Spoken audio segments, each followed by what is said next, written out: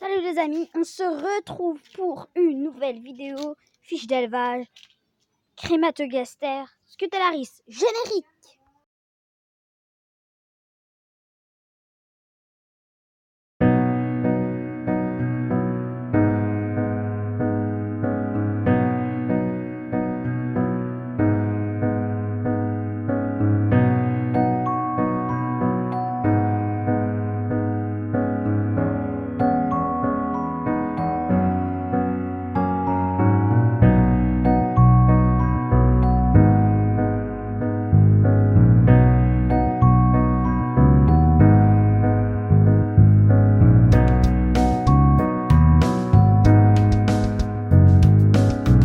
Se retrouve pour une nouvelle vidéo, fiche d'élevage, crématogaster, scutellaris. Allez, on la commence.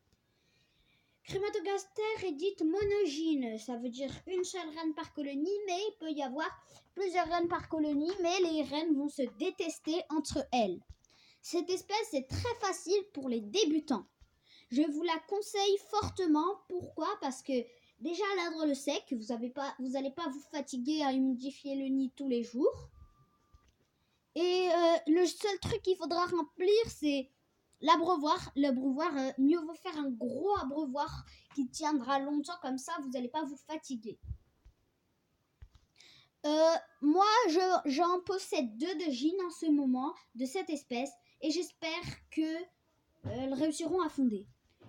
Elles sont en diapose dans mon frigo et dans un petit carton qui les retient au chaud. D'après ce que j'ai lu sur internet, c'est aussi une espèce la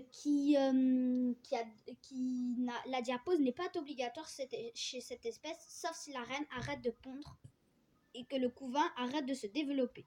Dans la vidéo précédente, j'avais fait une fiche d'élevage Lassus flavus et au début j'avais fait une fiche d'élevage crématogaster scutellaris, mais je l'ai supprimée. Et j'espère que celle-là vous plairait un peu plus.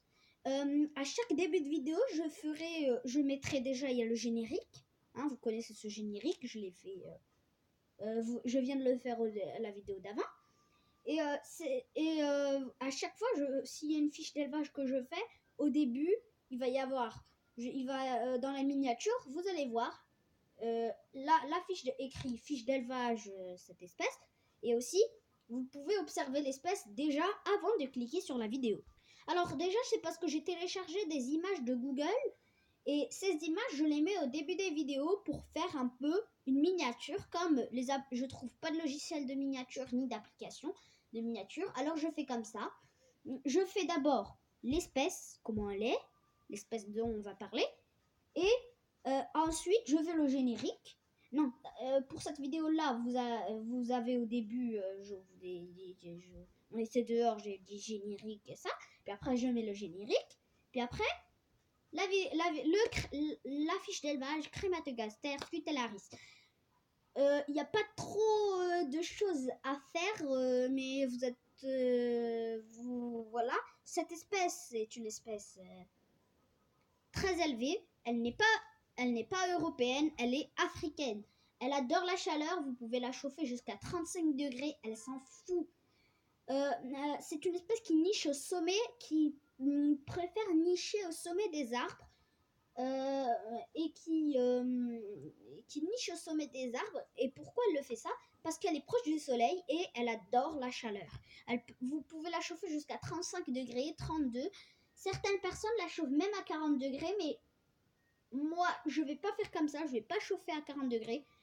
Mais c'est une espèce qui est non plus pas obligatoire, on n'est pas obligé de la chauffer. Il y a presque aucune espèce facile qui est obligée à la chauffer. Alors, vous allez devoir la maintenir minimum 20 degrés, parce que sinon elle va se mettre en condition de diapose. Surtout dans une maison, il ne va pas faire moins que 20 degrés, bien sûr, sinon vous allez avoir froid. Quand vous avez froid, vous allumez le chauffage, c'est normal ça, ou le radiateur. Ben, vous allez toujours avoir 20 degrés de plus que 20 degrés, alors vous n'avez pas besoin de chauffer cette espèce. Vous allez juste utiliser la chaleur qu'il y a chez vous.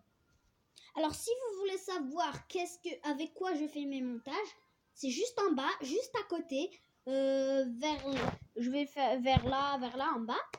Et vous allez pouvoir voir qu'est-ce qu'il y a comme espèce. Je vais voir si je peux mettre des photos en pleine vidéo. Je sais pas si je peux le faire, mais j'essayerai. Hein. Je vais essayer. Si j'y arrive pas, ben après dommage. Hein. Mais aussi une question, est-ce que vous êtes abonné à Snake Reptile et est-ce que vous connaissez? Alors si vous n'êtes pas abonné et que vous connaissez, dites-le moi. Si vous êtes abonné à sa chaîne, dites-le moi. Après, merci pour mon premier abonné. Et voilà, je suis très content, mais c'est mon premier abonné.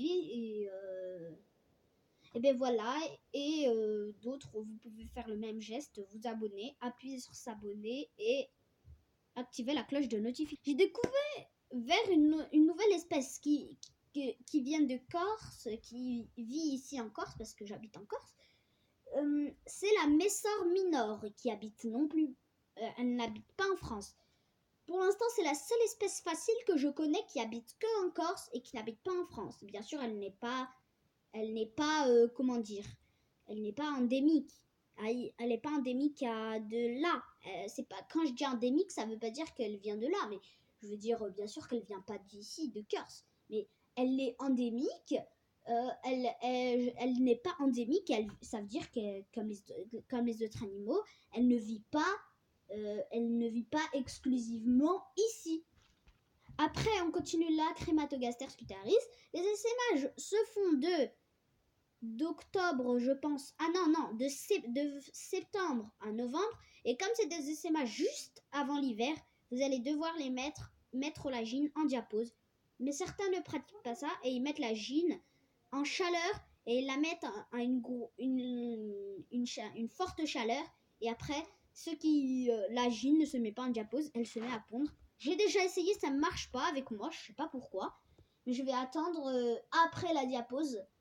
Et après, on verra ce qui va se passer. Est-ce qu'elle va pondre ou elle va pas pondre? Mais c'est une espèce qui elle va pondre parce que la gine, elle va vouloir pondre. Elle va pondre environ une vingtaine d'œufs, une quinzaine. Et avec cette quinzaine d'œufs, il y aura environ une dizaine d'ouvrières qui sortira pour la première génération. Mais c'est rare d'atteindre la dizaine. 5 ouvrières, 6, voilà, c'est ce qu'il y a, mais elles pondent environ une dizaine d'œufs.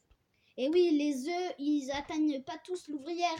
Certains meurent, certains se font manger par la reine parce que, voilà, certaines larves meurent, mais vous allez pas voir les larves mourir. Pourquoi? Parce que dès qu'elles meurent, la reine, elle a pas de dépotoir opposé, elle les mange, hein, elle a faim quand même, la reine. Mais dès que vous le sortirez de diapose, la gine va pondre des œufs et la moitié va être dévorée par la reine.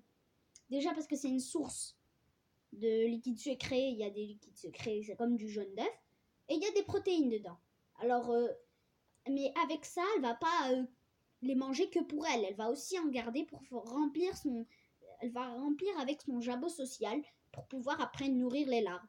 Je sais pas si elle peut faire comme ça, mais elle va pas en garder beaucoup pour les larves, elle va tout de suite vider dans son estomac. Sinon, pour les larves, s'il y en a plus, elle pond des autres œufs non fécondés et elle les donne à ses larves. Mais bien sûr, avant, elle va les mâcher pour les rendre en bouillie avant de les donner. Certains pensent que la Crématogaster scutaris est européenne, mais comme je l'ai dit, elle vient d'Afrique. Alors, elle aime les fortes chaleurs. Elle déteste l'humidité parce qu'en Afrique, il n'y a pas d'humidité. C'est rare, hein, il peut y en avoir, mais c'est rare, voilà. Et surtout que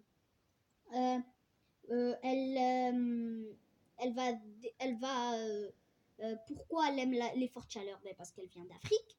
Elle déteste l'humidité parce qu'il n'y a pas beaucoup d'humidité là-bas.